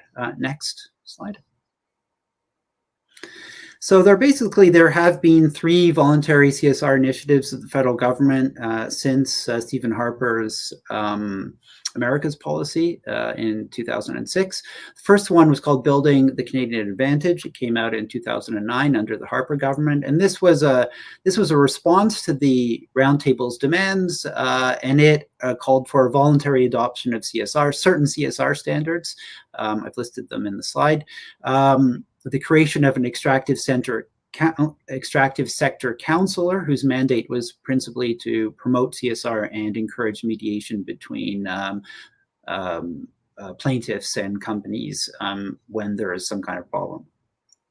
That was widely criticized as not having any teeth, any disciplinary capacity, and that was replaced in 2014 also by the Harper government with a stronger voluntary mechanism, which was firstly involved much more assertive language in which the government stated that it expected companies to apply with its CSR standards. Also, it added a disciplinary function to the extractive sector counselor, and in this case, if companies were found to be caught. If companies refuse to engage in mediation via the CSR counselor, or were found to have, done some kind of bad behavior that they weren't willing to mitigate, then they could lose certain kinds of benefits, namely enhanced diplomatic support by Canadian embassies abroad, and also possibly lose export development corporation financing and risk insurance. So this was actually a pretty important ratcheting up of the pressure on companies to perform their CSR better. And the final change came under the Trudeau government with the creation of the Canadian Office for Responsible Enterprise, also known as the CORE. It was announced in 2018 and very gradually implemented between 2019 and probably around 2020. And this office was basically took on many of the functions that were previously identified under doing business the Canadian way. So an ombudsman's office was created. The ombudsman retains the same disciplinary powers as a CSR counselor. It doesn't have investigative powers as civil society wanted. And the office has kind of been oriented around the promotion of the UN guiding principles on responsible enterprise. And so it's been working, I think, since 2020, and it examines both, or it works on both the extractive sector and the textiles sector, Canadian companies operating abroad again. But we really haven't seen we haven't seen really any disciplinary actions coming out of that office yet. So civil society remains quite unsatisfied with it. Next slide. So I'm running out of time, so I'll just quickly wrap up. In a sense, part of the problem about how the Canadian government should address the behavior of Canadian mining companies abroad kind of falls into the question of should it be relying on voluntary mechanisms or some kind of like legislated and legal approach.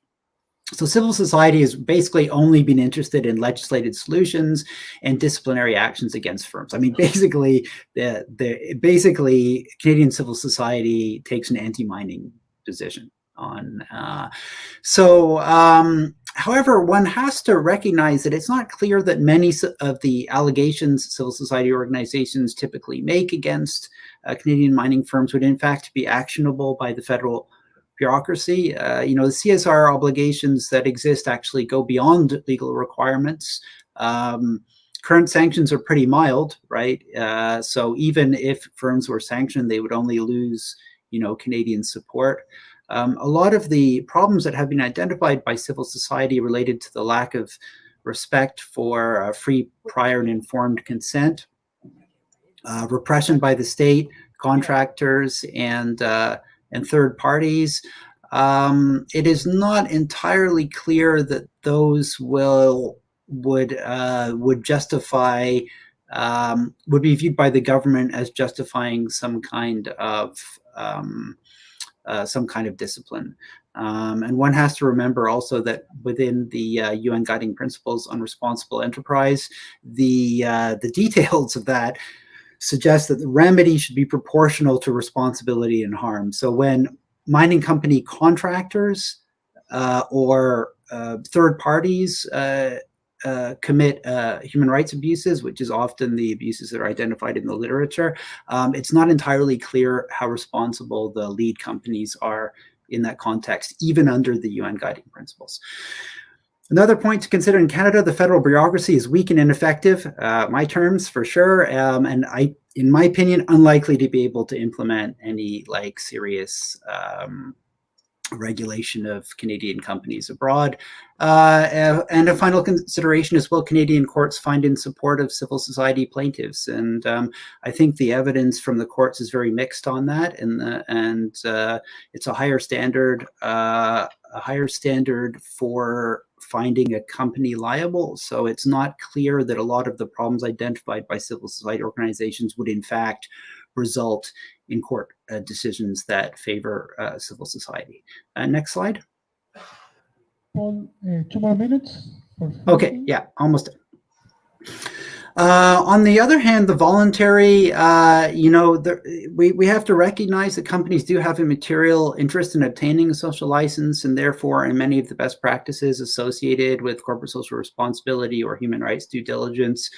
And voluntary commitments in this sense are increasingly non-negotiable from financiers, states. I feel that the core, the Canadian Office for Responsible Enterprise, does create an obligation to conduct an HR human rights due diligence process. So there is this effect on changing the internal discussions about the effects of a company on its local environment. We also have to recognize in the institutionally weak parts of Latin America, CSR may be more effective than regulation.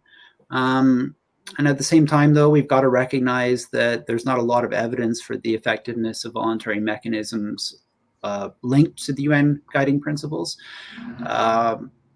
Although it is true that we also see both an increasing uptake and professionalization of CSR by companies over the last 15 years and a decline in conflict dating from around 2012 in the region. That is actually quite significant. I'm not saying those two things are related, but you do notice that they're there. Last slide. So overall, in the presentation, I just wanted to highlight some of the value of a data-driven approach to understanding social conflict in the mining sector. I continue to believe that the drivers of social conflict tend to be very local, linked to both socio-environmental and distributive concerns.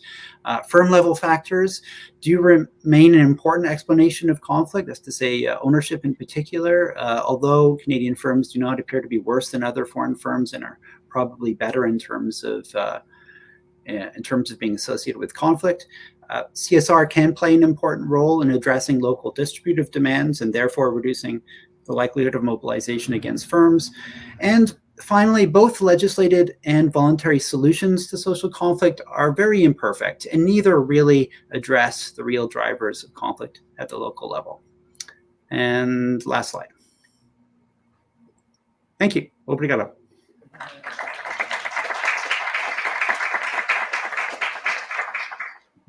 Muito obrigado, Paul.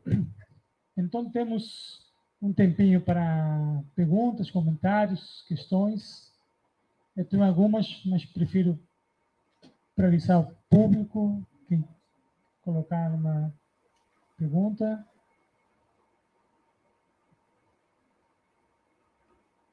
Puede ser en español, en inglés, en francés.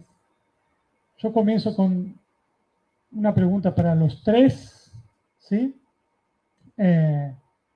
Ustedes también pueden preguntarse entre sí, obviamente, ¿sí?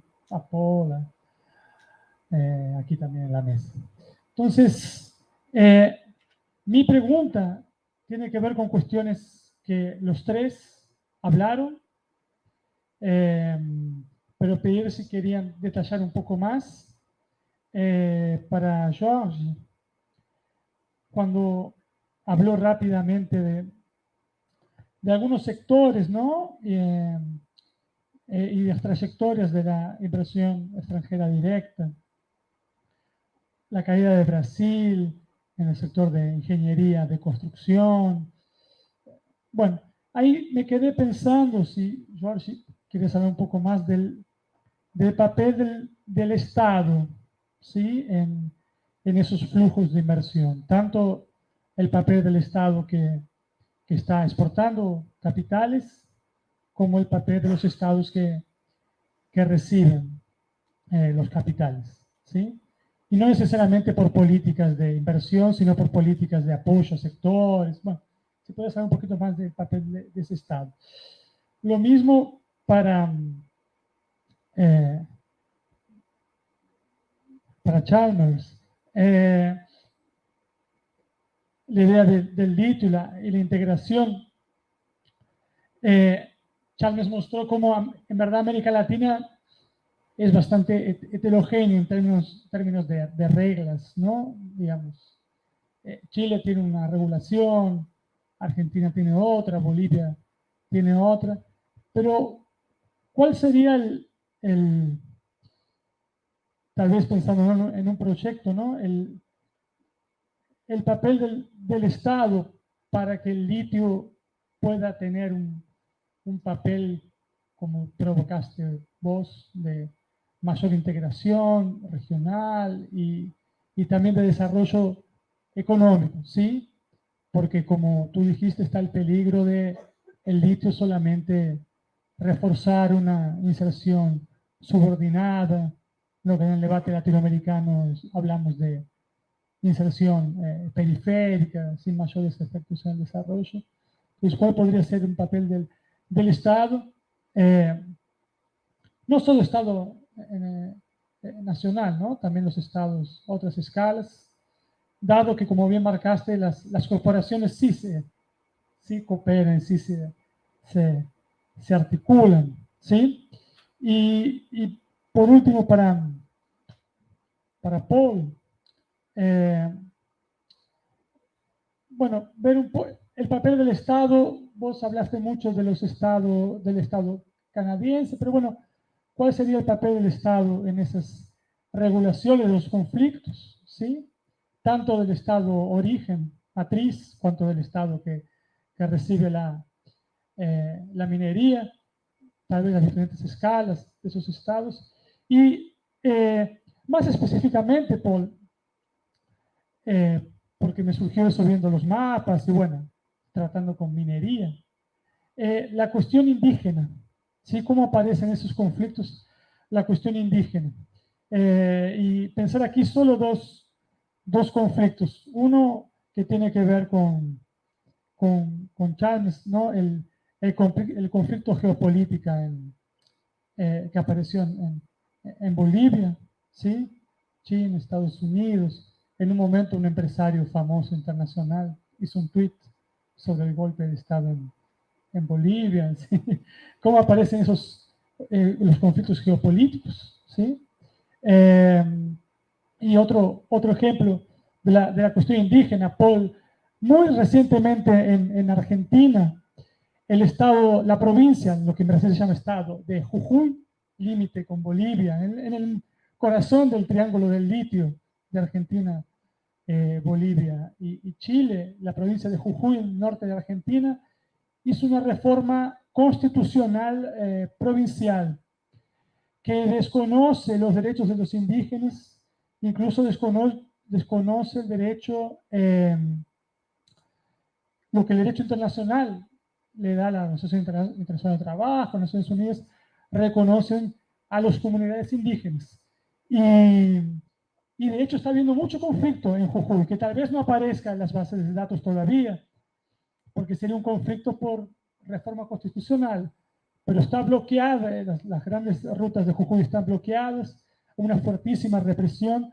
Entonces, bueno, eso sería un ejemplo, ¿no?, de cómo la cuestión indígena aparece en los conflictos, pero si tú tienes o han podido mapear más allá de la cuestión local y fragmentada, si aparece o no la cuestión indígena en esos conflictos por la minería. Bueno, eran un poco las preguntas. No sé si tienen más preguntas aquí en la platea, o no sé si hay preguntas ahí en el chat. Edison, sí.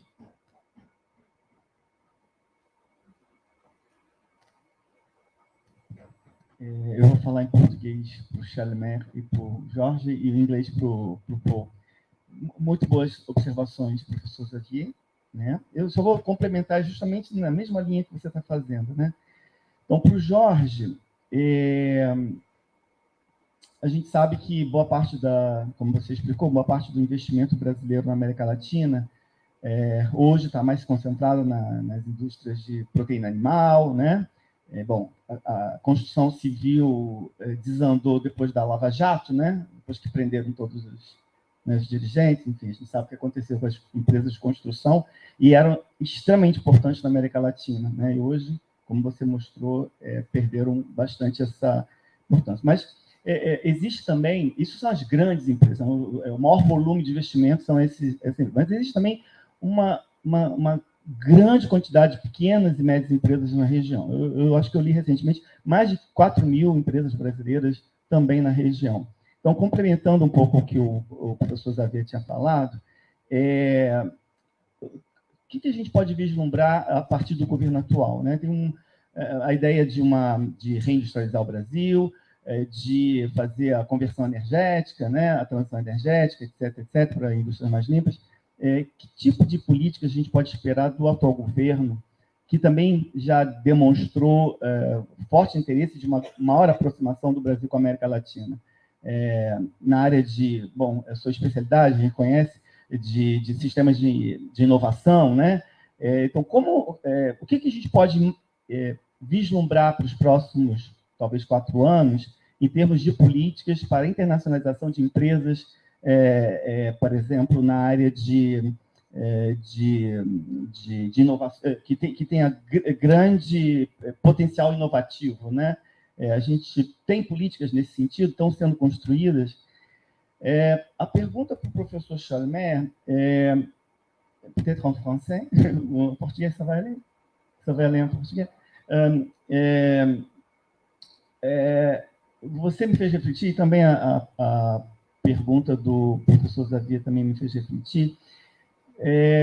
A indústria automobilística ela tem um grande peso na integração do Brasil com o resto da América Latina, né? Le secteur automobile brésilien est fort présent na América Latina. Ce ne sont pas des entreprises brésiliennes, não são empresas brasileiras, não são empresas internacionais, mas a gente tem um dos maiores parques automobilísticos do planeta, né?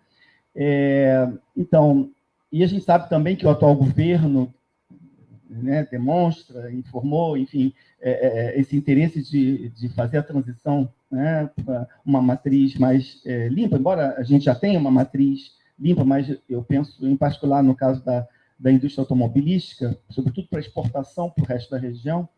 Então, eu me pergunto, talvez respondendo a sua questão, né, o lítio pode ser também um elemento importante de aproximação maior do Brasil, por exemplo, com os países da região, né? Argentina, mas, sobretudo, obviamente, Chile e Bolívia, tendo em vista que hoje, obviamente, o lítio para a indústria automobilística tem, sobretudo para a transição da indústria automobilística verde, tem um grande papel. E nous avons vu que le Brésil, il n'y a pas beaucoup de réserves de lithium.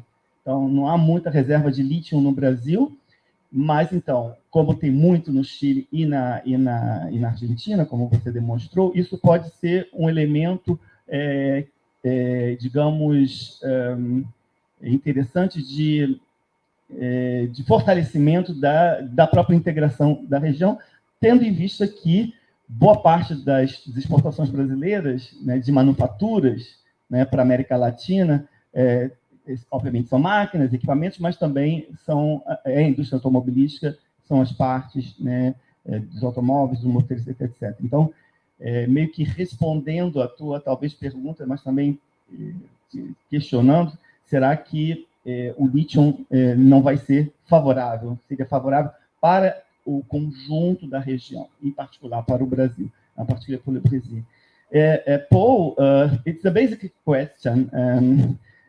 It's very interesting in your presentation. We talk about how Canadian firms are less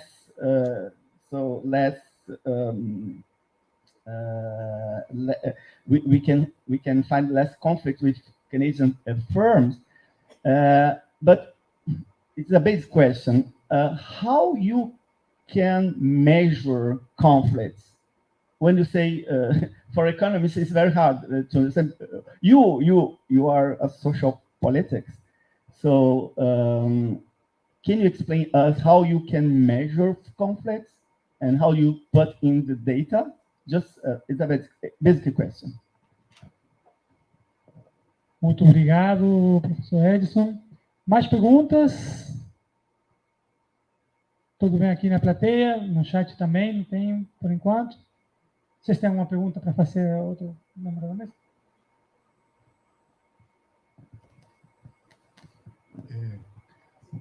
Uma pergunta, pessoal, né? Duas questões. Tá? Uma é essa ideia, o contexto geopolítico, né, desses investimentos. Né? Quer dizer, muitos, digamos, de alguns projetos estão associados à atuação da China, tá certo? Tá? Quais são, digamos, como é que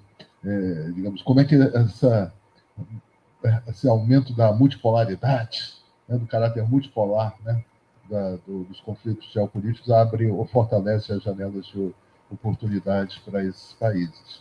Tá? Um outro ponto também é a questão que essas reservas de minerais estratégicos, elas obviamente são ativos muito valiosos, né? E isso em países, digamos assim, com baixa capacidade financeira, de mobilizar recursos financeiros, pode ser muito atrativo você vincular essas reservas a esquemas de, digamos, não tão favoráveis de financiamento. É uma espécie de financiarização, né, dos ativos minerais. Qual é o risco dessa financiarização acabar, de certo modo, afetando, né, prejudicando estratégias mais autônomas de desenvolvimento com base em minerais estratégicos? Mais uma pergunta? Não. Quer responder na ordem da exposição? Então, primeiro Jorge, depois Chalmers e depois Paul. O papel do Estado, né, claramente, que o Javier levantou, claramente é fundamental, né? Ele explica, em boa medida, as estratégias de internacionalização de empresas multinacionais, pelo menos, principalmente do plano regional, né, das multinacionais brasileiras. Tá? O caso mais emblemático no passado foi das empresas de engenharia, né, na expansão, né, regional, envolve basicamente financiamento e apoio comercial, né? Aí o papel do BNDES, né, tradicionalmente foi muito importante. Se espera que esse papel seja retomado, né? Eu acho que na questão, digamos, que o Edson mencionou, das pequenas e médias empresas, né, existe, né, dois elementos que talvez sejam importantes aí, tá? E isso até o relatório, digamos, lá da, né, digamos, da Global Latam, até menciona, tá? De uma expansão e de uma certa regionalização, em certa medida, digamos, de mercados de venture capital, né, na região. Tá? O Brasil é o principal, digamos, receptor de investimentos em venture capital e tem um certo fluxo, tende a ter um certo fluxo regional que pode ser importante, principalmente porque boa parcela desses investimentos, no caso brasileiro, mas também, em certa medida, no caso latino-americano, quando você observa alguns levantamentos, né, das chamadas, né, empresas unicórnio, tá certo? Essas empresas de base tecnológica, tá? Algumas dessas, as Nubanks da vida, essas coisas, foram criadas e tendem a ter uma atuação regional. Então, eu acho que essa dimensão mais das TICs, da atrelada a Venture Capital e um pouco essas empresas, pode ser um caminho também interessante para a expansão das pequenas e médias empresas na região. Obrigado, Jorge. Bueno, yo voy a contestar en español, como para que todo el mundo pueda comprender y tener acceso a mis opiniones y mis comentarios. En respecto a la cuestión, al tema de legislación, fue tu primera pregunta. Sí, hay una dimensión de variedad en las legislaciones regionales. Por ejemplo, Argentina tiene una legislación más, yo diría, flexible sobre la penetración de las inversiones internacionales sobre el litio. Argentina es el país que recibe más inversiones en términos de inversiones extranjeras sobre el litio en la región. Entonces, Argentina tiene una legislación flexible sobre el asunto, más cerca de la privatización. Al contrario, Chile, por ejemplo, tiene una legislación, una nueva legislación que contempla nacionalizar, pero no es una nacionalización fuerte, es una legislación que otorga a una empresa nacional los derechos del Estado para controlar, para hacer como joint venture con empresas extranjeras y también para fijar los términos del contrato. Entonces, en este caso, es una empresa nacional que va a determinar la situación del litio en el país.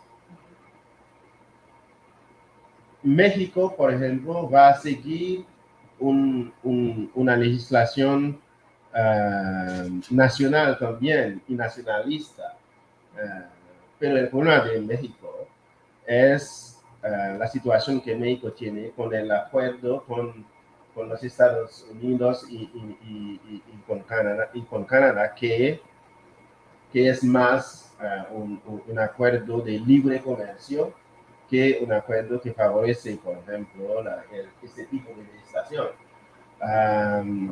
En cuanto a Bolivia, Bolivia es un país que desde el inicio de su relación con el litio ha decidido de tener una legislación muy nacionalista. Y el Estado controla todo el proceso, desde la identificación, los contratos, la definición del mercado, la definición de la relación con con las empresas internacionales.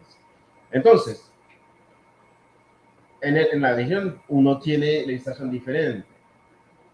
En el caso de Argentina, también en la región hay situaciones, régimen político diferente también. Y también, por ejemplo, tiene una Argentina federal, donde el Estado no tiene nos dice la Constitución argentina, no tiene tan poder para la legislación sobre los recursos naturales. Los recursos naturales dependen de las provincias. Entonces, las provincias, por ejemplo, como Jujuy, como Salta, como Catamarca, tienen propias constituciones y propias leyes que administran los recursos nacionales. Entonces, una empresa puede entrar a Argentina y hacer contratos con una provincia sin que el federal tenga como un papel importante en el negocio. Es el problema. Eso genera mucha corrupción y también eso tiene un impacto negativo sobre la relación que el Estado puede tener con las organizaciones indígenas y también sobre las ganancias para el Estado. Hubo también una pregunta sobre los aspectos geopolíticos del litio. La geopolítica del litio hace parte de la geopolítica de los recursos naturales en el mundo de hoy, donde hay una rivalidad entre las grandes potencias para acceder, para como controlar las tecnologías en el mundo. En el mundo de hoy, quien controla las tecnologías, especialmente las tecnologías del futuro, controla el mundo y define también los términos de las reglas y las normas en este mundo. Entonces, esta rivalidad entre China, Rusia y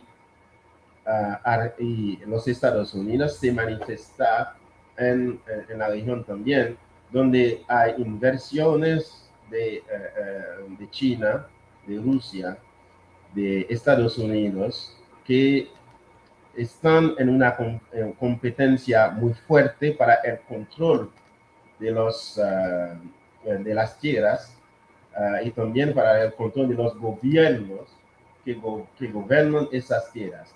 Entonces, por ejemplo, el gobierno de Argentina está en una situación muy de cercanía con el gobierno chino y todas las inversiones en este sector vienen de China. Mientras que, por ejemplo, en la situación de Chile es diferente. Mientras que el gobierno tiene como una orientación más nacionalista, pero las empresas que controlan el litio vienen, por ejemplo, de los Estados Unidos. Entonces, es una situación muy complicada para gestionar. En el caso de Bolivia, son inversiones rusas y de China. Por ejemplo, el gobierno de Bolivia acaba de hacer como un convenio con el gobierno de Rusia y del gobierno de China para el control total de la explotación del litio en este país. Entonces, la rivalidad entre China y Estados Unidos va a manifestarse para mucho tiempo. Eso también tiene que ver con la cuestión de la financiación. El problema de América Latina es un problema no tienen plata para desarrollar el litio y no tienen recursos humanos, no tienen tecnología. Entonces, es un problema que ellos van a tener que resolver y yo no pienso que ellos pueden resolverlo de manera aislada.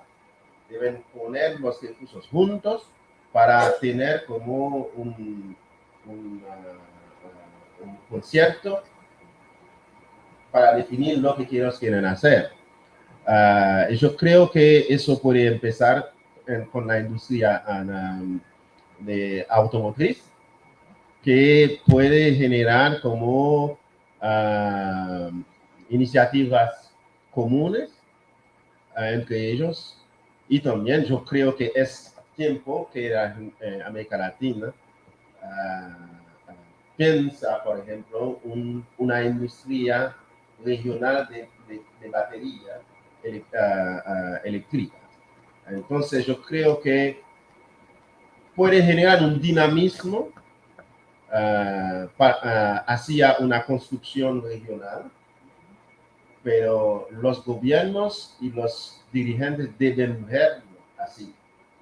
Por ahora yo no veo este impulso hacia esta situación. Hablan mucho de muchas cosas. Por ejemplo, durante el último encuentro de Brasilia, yo creo, aquí, fue una declaración de buena intención, pero concretamente yo no veo iniciativas hacia un desarrollo de este tipo. Muchas gracias, Chalmers. Muito obrigado. Paul, estás en mute. Microphone. Gracias. No sé si debo contestar en castellano o inglés, pero bueno, empiezo en castellano. Primero, sobre la pregunta de los roles de los estados,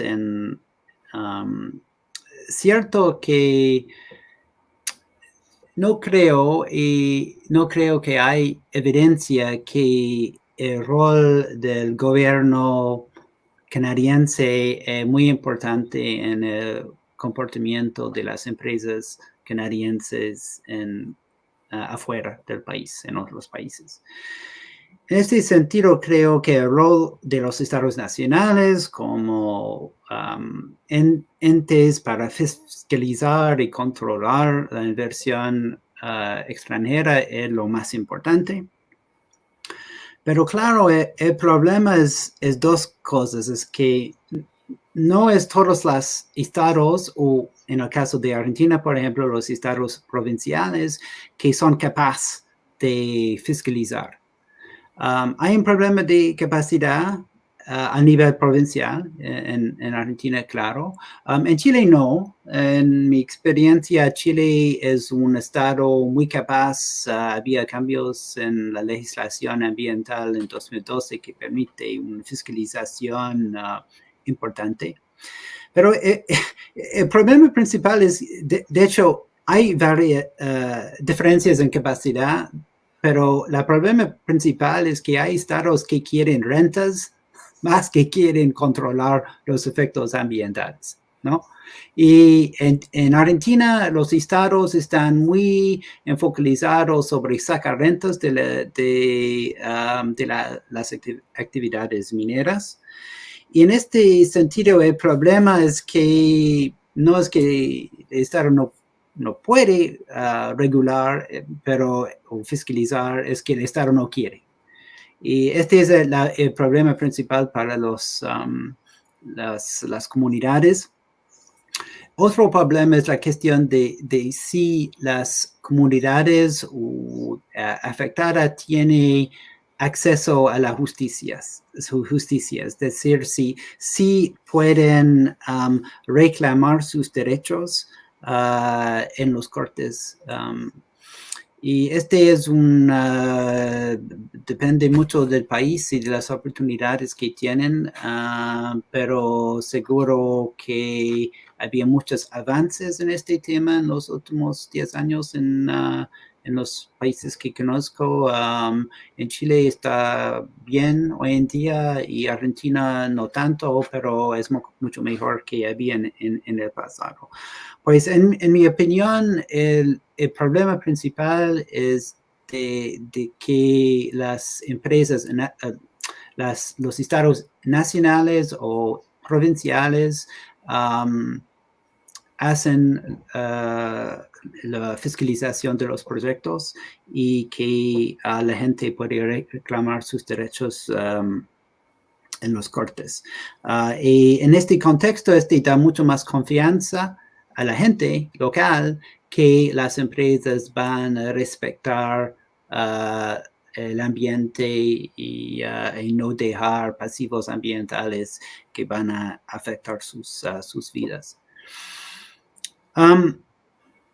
In terms of the situation in Jujuy, so that's very recent, and in fact, since I just got back from Jujuy, it happened after I came back, and I haven't had time to read all the news about that, but I do know that there are protests. Basically, Jujuy, Jujuy has an area. My first slide is from that area. The area of Salinas Grandes has very high potential for lithium development, and has a very highly organized communities that are organized in what they call los 33 comunidades that basically have rejected mining to date. The important point, though, is that those communities also do not have recognition of indigenous land rights. So the two things are related. Without the recognition of land rights, they're basically unwilling to let any exploitation of the salar occur, although it is unclear whether they would permit the exploitation if they had land rights. So I think that intersection is probably at the center of these recent protests. But I also want to distinguish that area from the area I visited. It's around the Salar de Olaroz, and the Salar de Olaroz is surrounded by 10 indigenous communities, and there's currently exploitation there. And so what's interesting in that area is that the companies, the first company, which was the Australian company Alchem, which started its exploitation of that salar, in that area, A, there's exploitation, and B, the communities are generally in favor. The indigenous communities are generally in favor of the exploitation. And so I went to like 7 of those 10 communities, I think 7 of the 10, and they're all very remote. We talked to basically there's like a board that governs the indigenous community in each of those communities. We talked to members of the board, and generally speaking, the people in those communities are in favor of the development, although recognizing at the same time, although being concerned about environmental consequences, particularly on the availability of water. So in that place, the companies went through an extended process of getting consent from the communities. So local organizations in Argentina have suggested that it didn't really meet the international standard of free, prior, and informed consent, notably the Argentine organization FARN, Fundación Ambiente y Recursos Naturales. But that, I mean, basically there was an extended process of engagement that happened prior. The communities ultimately did consent. So those communities, most importantly, have land rights. So they were, recognized that they were able to leverage their land rights into negotiating specific kinds of benefits for their communities. So it's interesting that in Jujuy, there's actually 2 very different things going on, right? There is an area in which the indigenous communities really see the development of the mines and their ability to participate in them as important to their local development.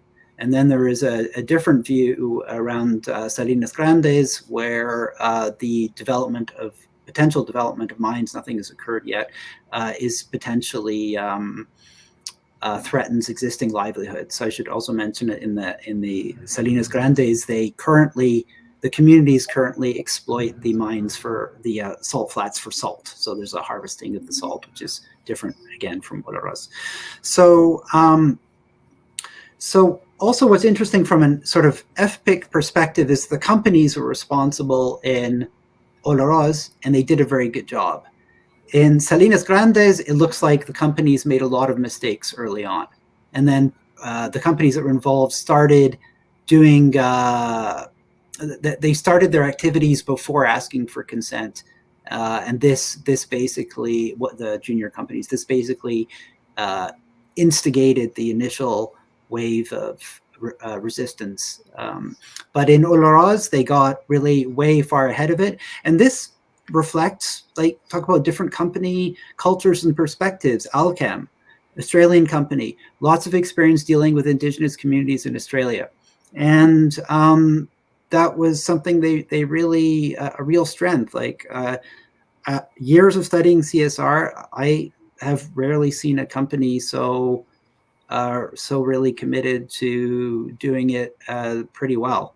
So in the case of Alchem, so these these differences are important, and then the other part of it is the state's recognition of Indigenous rights and how that differs between the two areas, and also the way that the communities in those areas deal with livelihoods related to the salar, like what their interest is. For Edison and how to measure the conflict, en este asunto siempre es una pregunta ¿qué son los datos disponibles? Porque no hay como un base de datos que tiene una lista de todos los conflictos en toda América Latina, ¿no? En un formato que se puede utilizar por el análisis estadística. No existe. Pues tiene que crearlo, es lo que hicimos. Primero sacamos una lista de todas las empresas mineras que tenían proyectos en América Latina. Y yo compré esta lista de una empresa que es como una empresa que vende información sobre el sector a otras empresas. Y fue una lista de todos los proyectos en América Latina. Y después reducimos esta lista hasta los proyectos que tienen una buena probabilidad de realizarse.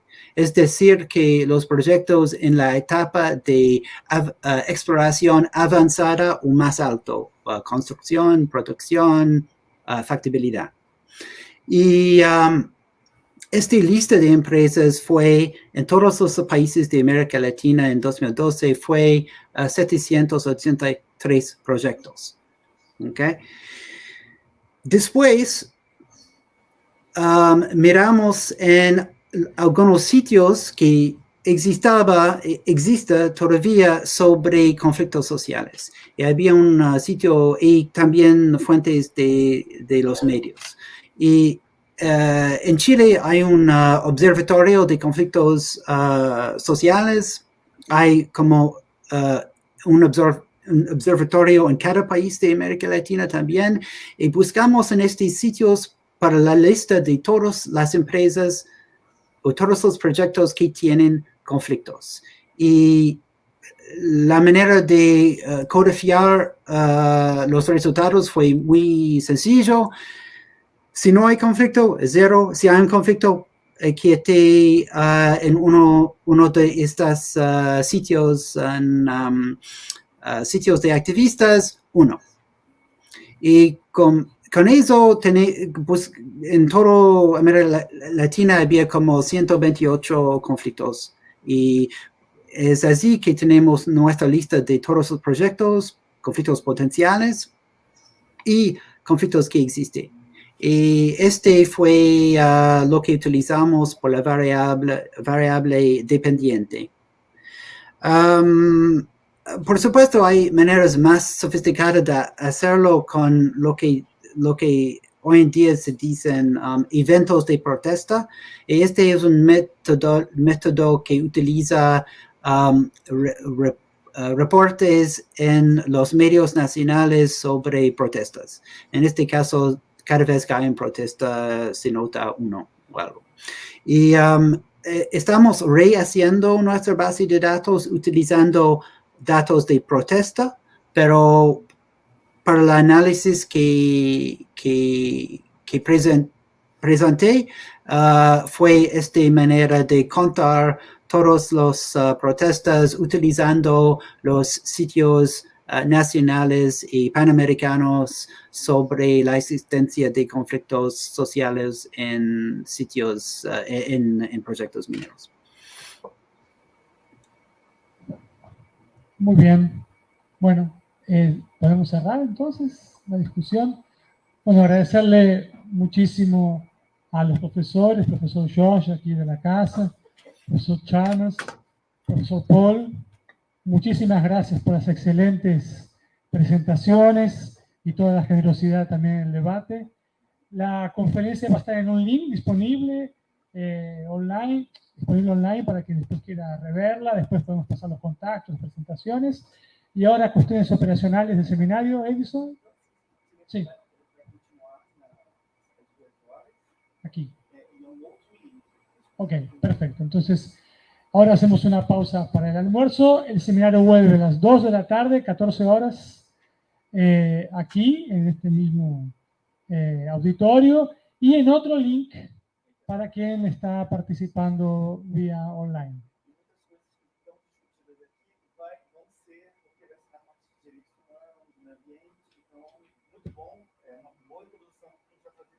Perfecto. Aquí Edison está aclarando que la mesa de la tarde sobre derechos humanos, conflictos, entonces estas cuestiones que hablamos a la mañana, con seguridad van a volver a la tarde a partir de las 2 de la tarde aquí en el auditorio y en el link específico de la transmisión online. Bueno, muchísimas gracias. Hasta luego.